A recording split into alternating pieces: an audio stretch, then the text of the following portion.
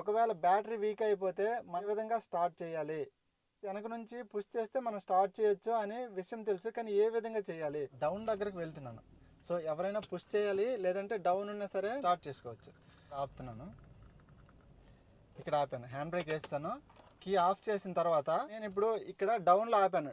ఇప్పుడు నేను full clutch పట్టుకొని సెకండ్ గేర్లో పెట్టాను.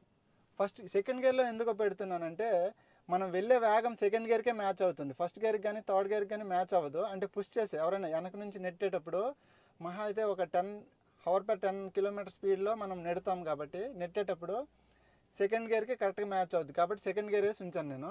తర్వాత ఇప్పుడు హ్యాండ్ బ్రేక్ రిలీజ్ చేస్తున్నాను. ఇగ్నిషన్ ఆన్లో ఉంది, ఇగ్నిషన్ ఆన్లో లేకపోతే స్టార్ట్ అవ్వదు, మళ్ళీ పవర్ సప్లై ఉండదు కదా ఇంజన్కి. సో ఇగ్నిషన్ ఆన్లో ఉంది.